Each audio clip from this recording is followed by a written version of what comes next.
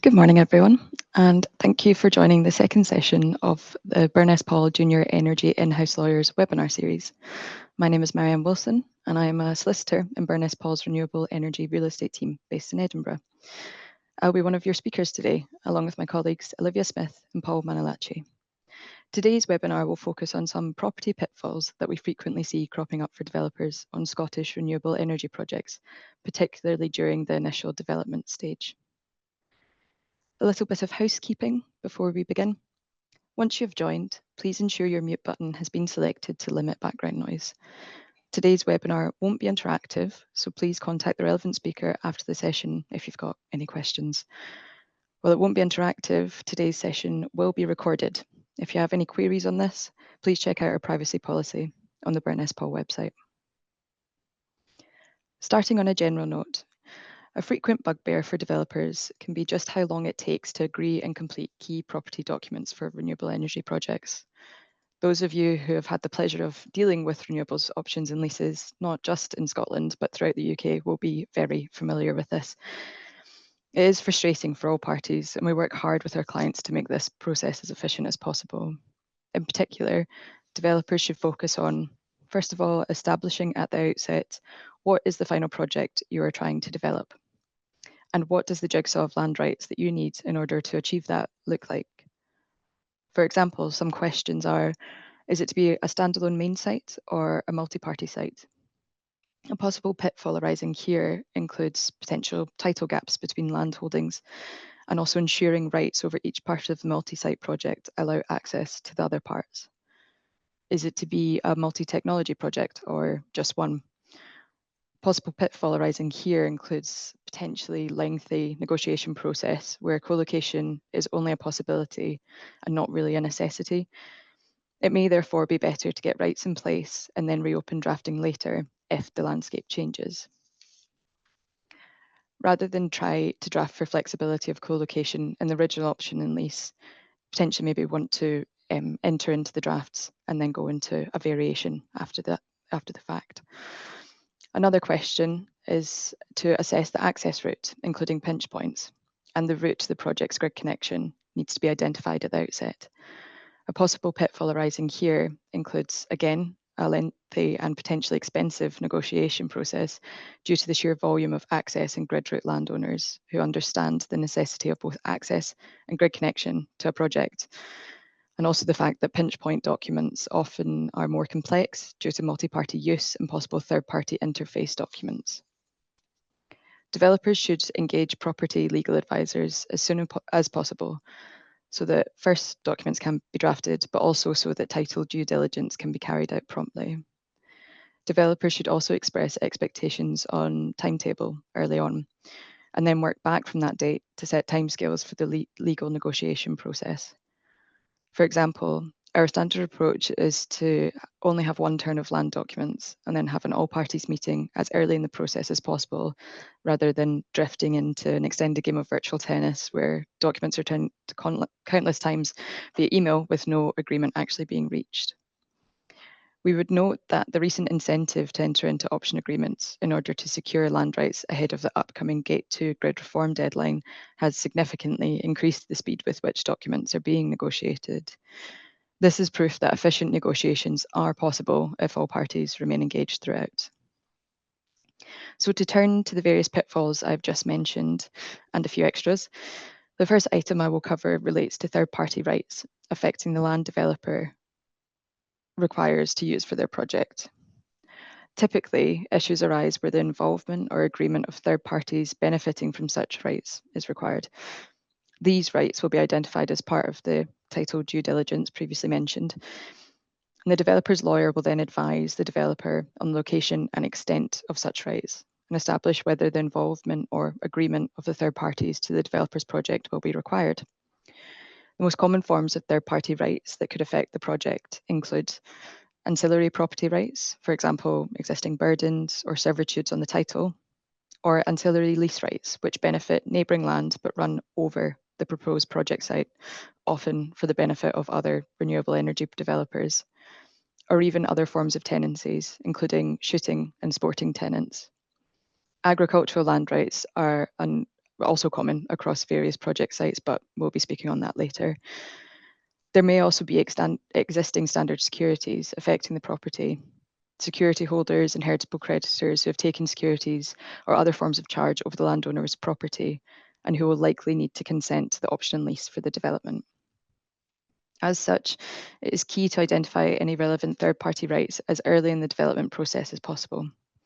Legal advisors will play a key role in identifying such rights and advising on appropriate next steps. Engaging lawyers at an early stage will therefore help developers anticipate the need for any third-party rights or interfacing.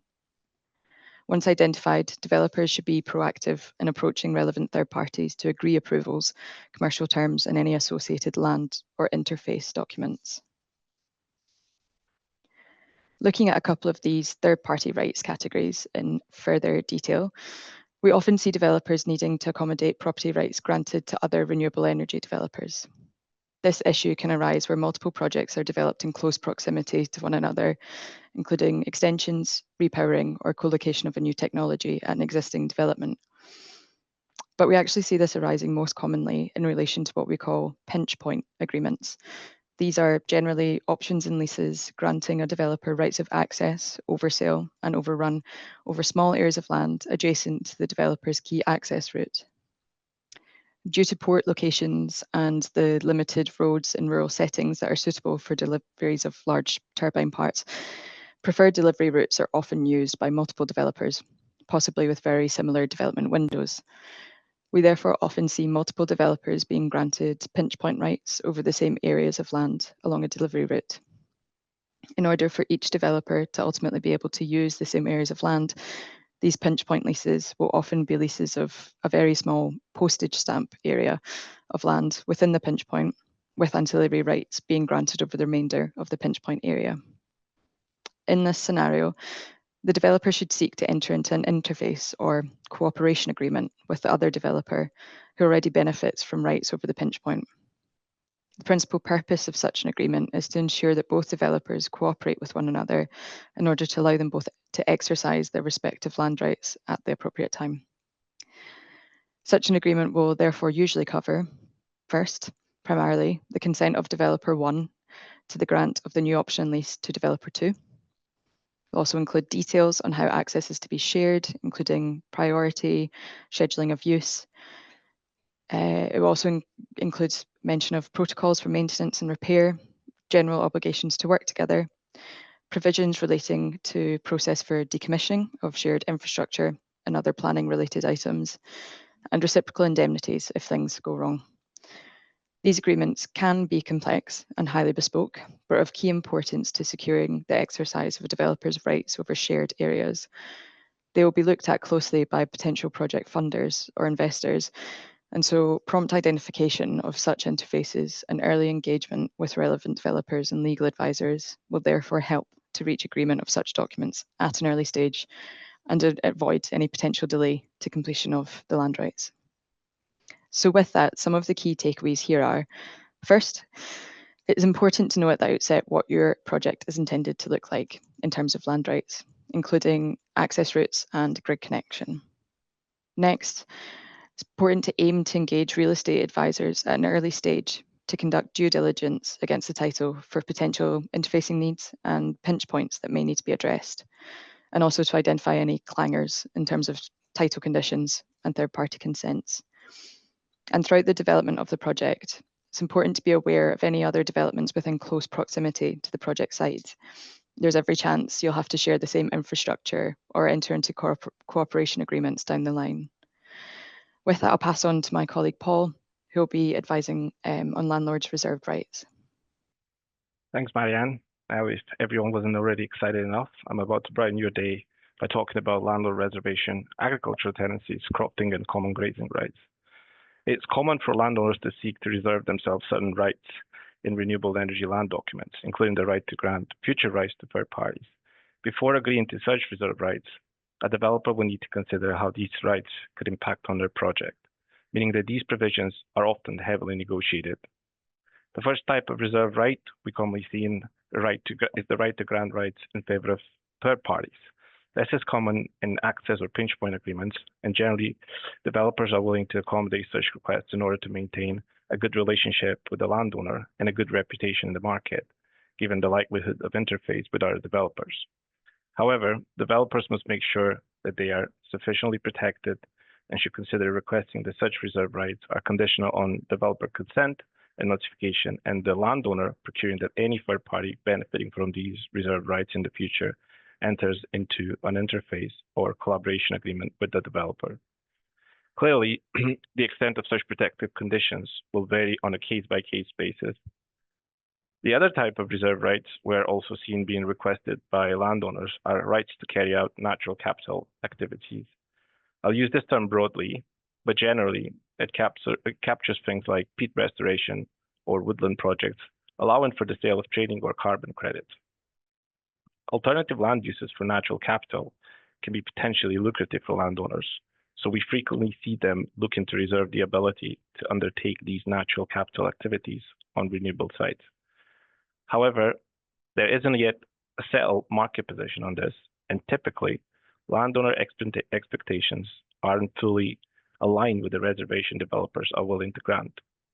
Therefore, a more collaborative approach is needed between landowners and developers to ensure that both parties are comfortable and that any dual use of land for natural capital still allows the developer's project to operate effectively.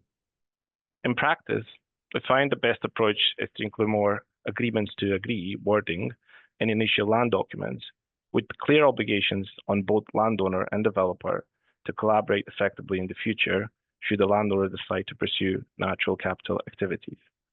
Therefore, the key takeaways here are where landowners seek to reserve rights to grant third-party access, example for pitch points, developers should ensure these are subject to developer consent, notification requirements, and interface or collaboration agreements with any third parties.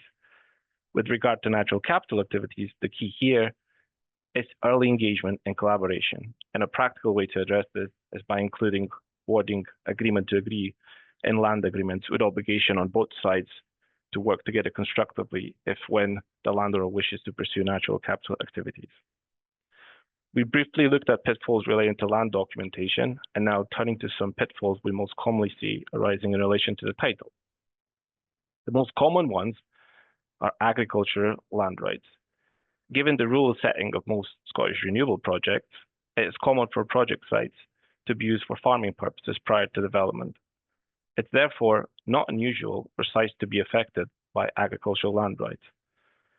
The world of Scottish agricultural land rights and tenancies is complex and statutorily rigid, so I won't dive into detail here.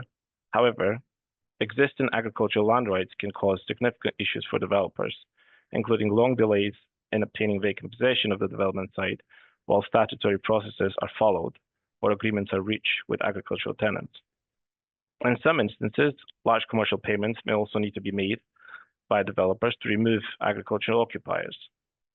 Therefore, the developers should identify as soon as possible through title due diligence inquiries whether there's any agricultural occupier of the site and take specialist legal advice at the earliest opportunity and ideally before signing the heads of terms to understand precisely what will be required to obtain vacant possession.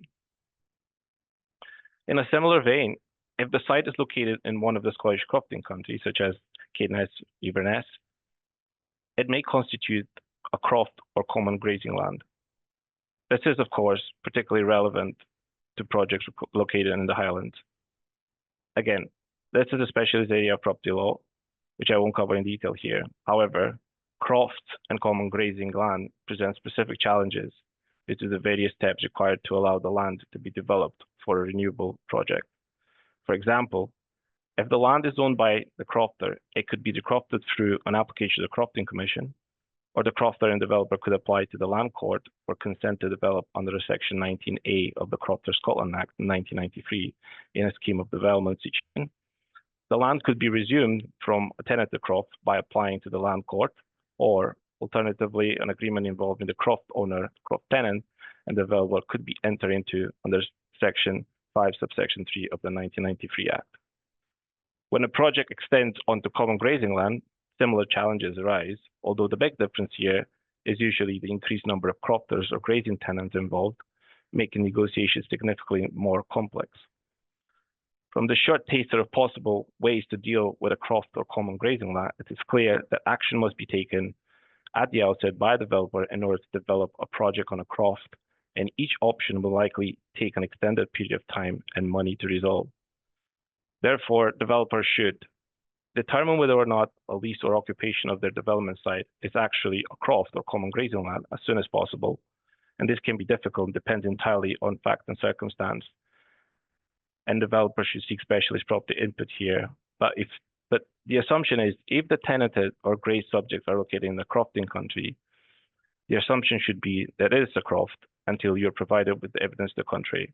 And secondly, developers agree to approach to be taken to resolve the crofting or common grazing issue with the crofters or grazing tenants as soon as possible and progress with this quickly to avoid delays to the project timescales. So pulling everything together, the key takeaways here are, if your project site is subject to landlord's reserve rights, agricultural tenancies, or crofting and common grazing rights, it's essential to identify and tackle these issues upfront. For reserve rights, whether that's third-party access or natural capital activities, developers should ensure appropriate protections are in place and adopt a collaborative approach with the landowners. For agriculture and crofting rights, early due diligence and specialist legal advice are key to avoiding delays and ensuring your project timeline runs smoothly. At Burness Paul, we have an excellent rural business team made up of dedicated rural and agricultural specialists who would be delighted to assist developers with these types of agricultural land rights and crofting issues. In this section, I've only briefly touched on agriculture and crofting rights. However, if you'd like more detailed analysis, we have an upcoming webinar in this series dedicated specifically to agriculture and crofting consideration for energy projects, including drafting for natural capital benefits. And this webinar will be held on the 28th of August, 2025. And I'll now pass to Olivia, who will discuss a couple of other common title issues: mineral reservation, title gaps, and LBTT. Thanks very much, Paul. Turning to a couple of other title issues that often pop up when investigating title to renewable energy sites. Firstly, minerals reservations. Leaving coal owned by the Mining Remediation Authority, formerly the Coal Authority, to one side, reservation of other minerals will often appear in title deeds. This means that the minerals in and under the land are owned by a third party, not the surface landowner.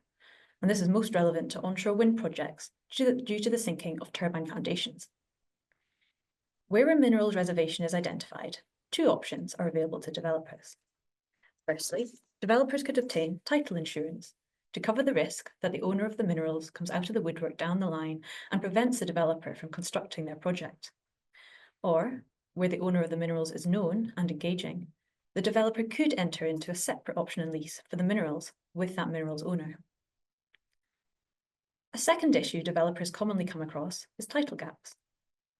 Unregistered gaps between the adopted road and the project site, or between the various land holdings where the project is a multi-site project, are not uncommon.